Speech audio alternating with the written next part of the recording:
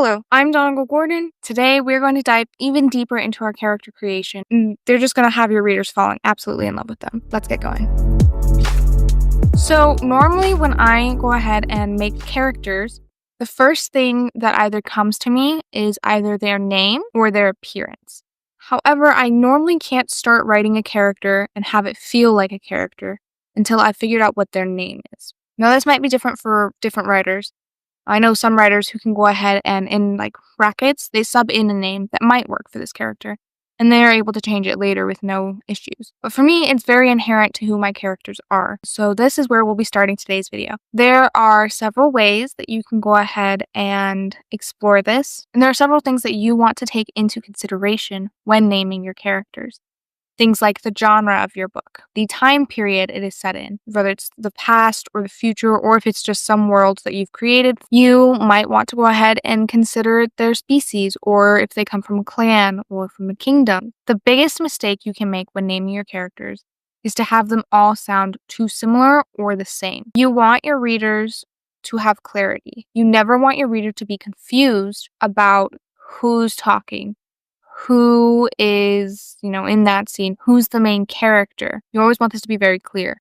One question you can ask yourself when you are considering your character's name, do you want your readers to like them? I don't want to say that, you can't name your character something, but what you do name them is going to leave an effect on the reader. So, for example, Charles Dickens has a character named Mr. Squeers. What kind of character do you think that is, right? Leaves a certain impression. Or to take a very classic example, you have Voldemort in Harry Potter. Voldemort, probably not the protagonist, right? If you knew nothing about this book, you would see that name and you'd be like, oh, that's probably the Dark Wizard. That's the guy that the protagonist has to defeat by the end of the series. And then the other thing that you want to consider is if it's futuristic, how are you going to go ahead and convey that in your names? Is there a reason, if you're not going to look at more futuristic names, is there a reason for this, that they kept all of these older names in style? If it's medieval times, you want to look at the kind of names that people had back then, and there are a ton of websites online that can go ahead and show you where a name came from, how long it's been around, and just things that you should think about. You also want to consider the world they're from, especially if you're doing fantasy or sci-fi. If this is an alien species, how can you make them feel more alien to your readers? How can you make their names relate to their species? So, for example, let's say you're writing a book about, let's take Avatar with the blue people, the Na'vi. You probably wouldn't go ahead and have a native Na'vi named Bob, right? So you want to consider their language if that is a factor in your book as well. You probably wouldn't be walking down the street of New York and meet someone named Tok'ra or Torvu. You might nowadays, but just things to think about to help cement your reader in the world and with the characters that they're going to be on this journey with. Also, because you want to make sure that your names are different amongst characters, if you're doing a fantasy or anything that has different species, different clans maybe of people, so it's the same species, but you have clan 1, clan 2, in Avatar The Last Airbender, they have the Water Tribe and they have the Fire Nation, things like that. Having different names amongst the different clans can help your readers differentiate who belongs to which clan, and it can help chunk information so they don't have to remember too much when reading your story. They can enjoy it and understand it with clarity. That is the main goal here, is to have clarity for your readers. Another thing to consider is how similar the names amongst your characters are. Even if you don't have different clans, you don't have different species, and say you're writing a novel with a group of teenagers, they all go to the same school, they all grew up in the same town, you still want to make sure you're not confusing your reader. And so one way to do this is to make sure you vary the length of your names and you vary the rhythm, the spellings, the sounds in these names. For example, you wouldn't want to have 3 characters named Sue, Susie, and Shelley. They're very similar. Your readers are going to get them mixed up. It would be better instead to have Sue, Elizabeth, and Margie. Those are all very different names. They start with different letters. They have different sounds in them. They end differently. You want to consider the first sounds, the last sounds, the length of the spellings. However, that isn't to say that they have to be wildly different at all. For example, in one of the novels that I'm writing, I have 2 sibling groups, and one of the sibling groups they're each named after a color. So that also is another way of grouping them together. And there's a reason for why their names might seem a little similar. Or the other sibling group, I wanted their names to be simple, and they are shorter. They are spelled differently, but they kind of have similarities that can go and be like, oh, these are the siblings. And that can be fine. When I am naming my characters, I like to go on Pinterest and I will look at different boards that have character names. Sometimes I will look at like names of places or like constellations, planets. You can go online and there are name generators you can use if you just want to randomly generate something and see if it sticks. Scrivener, if you use that writing program, which is the program I use, Scrivener has a built-in name generator that you can play around with, and you can customize it to have it be like, English names, or I think they have so many, like Chinese names, English names, Egyptian names. You can put in what the last name is. You can adjust what you want it to start with, and it'll go ahead and generate so many different names for you. You can look up baby name websites, and you can look through those. You can look at the etymology of the names, where they came from, see if that relates to maybe your character's backstory, and it can add another layer to your character. Now that we've talked about names, let's talk about appearance. And as I said earlier, sometimes I'll do these in reverse. For me, it's important that the look of the character matches the name of the character. Sometimes I figure them out concurrently as well. For this, I like to go on Pinterest and I will look at portraits. Sometimes I already know kind of what I want the character to look like, so I'll type in some of those attributes. So if I know she's blonde with blue eyes, I'll look up images of girls with blonde hair and blue eyes until an image strikes me and I'm like, that's who I am envisioning in my head, or near enough, just so I have a feeling of the character for myself. That way I can write it and give the readers somewhat of a similar feeling. And for this, like I said, I go to Pinterest. You can just Google it.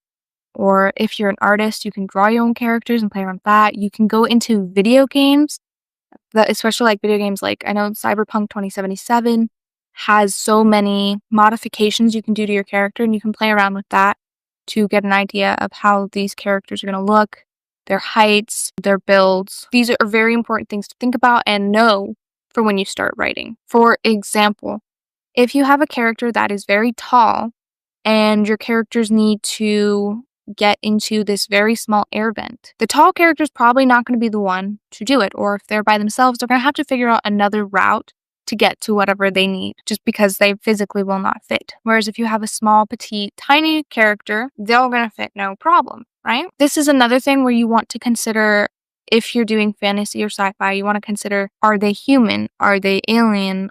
Are they like fantasy characters? Like, are they elves, dragons, mermaids? Do they have scales, wings? And this is going to inform how they move, how they see the world, how they think. These are just things to go ahead and keep in mind, because they are going to affect your story as a whole. So now that we have named our characters and we have an idea of what they look like and how they're going to interact within their world, we can give them character traits. For this, what I like to do is I will list out traits that I like in people.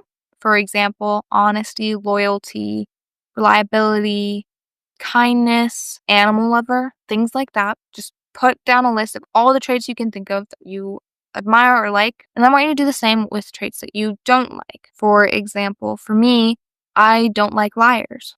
I don't like cheaters. I don't like bullies, anyone who's cruel to animals, things like that. Write down that list as much as you can. And if you have difficulty with this, there are also things like trait thesauruses that you can either maybe look at your library, online library, or you can purchase them if you want them on your shelves.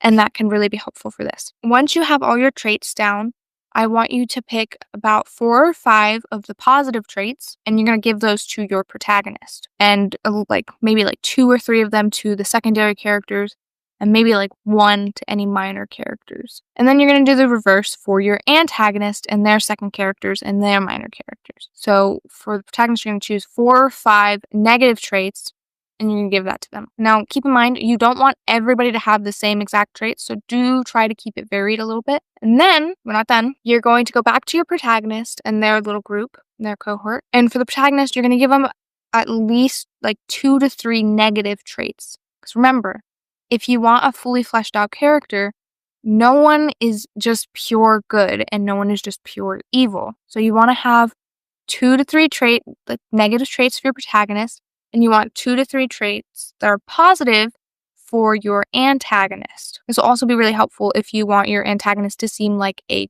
good character and then have it like flip later. So this is very important, and this will help inform the way they see the world, the way they think about the world, the way they talk about the world and the people around them and in it. And then now that you know your characters lie that they believe about the world, you know what they want, you know what they need, you know what they're going to learn by the end of the story. You have a name, you have their appearance, you have these different character traits for them. They're not just going to be two-dimensional sticks or stereotypes. That's another thing. Make sure you do not, unless you are purposefully crafting a story about stereotypes or saying something about stereotypes, you want to try to push those envelopes as well as you can if you want your characters to be memorable and unforgettable. And like I said, you also want to have your characters very differentiated within your novel.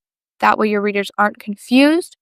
And you want to consider this not just in their character traits. For example, you don't want all of your characters to be blonde and blue-eyed, unless that is part of your plot and there is a very good reason and some way that you are going to differentiate the protagonist out for your readers. Everything I'm telling you, it's not like I never do this. It's just, if you're going to do this, make sure you have a really good reason and it's not something that you've done by accident, because then your readers will be confused and they'll be like, why was it like this?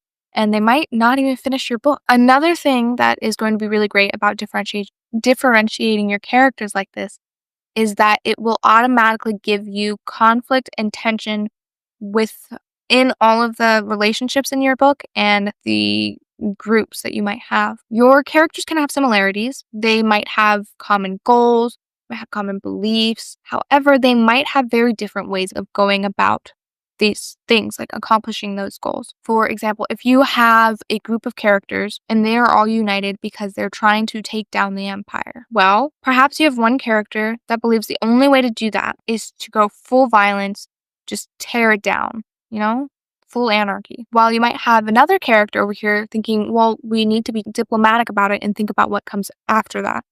If you just tear it all down, how is there going to be anything left to rise from the ashes? And this can cause conflict between those two characters who both ultimately want the same thing, but they have very different ways about seeing the world and moving forward. And another thing, if all of this just still hasn't gotten you unstuck, you're still not sure where these characters are going to go or how you want to start them, you can always think about Carl Jung's archetypes. Now, archetypes and stereotypes are two different things. Stereotypes is like you have your jock and a cheerleader. That would be a stereotype. However, archetypes, just for some examples, you have the orphan, you have the innocent, you have the hero. They're kind of like story roles that are found in each novel or story. You have the mentor character, just different pieces of stories. I don't know what that is. I think it's a car. Anyway, you can always check out those. I think Carl Jung was the first one to come up with it. I will try to leave a link down in the description box below if anyone's interested. And that's it for today. If you missed part 1 of this video, please go check it out here. And if you want to go ahead and see more content like this on this channel, please like and subscribe. And as always, please comment down below if you have any further questions. I love hearing from you guys, and I love answering all the questions you might have. So yeah, just let me know, and till next time.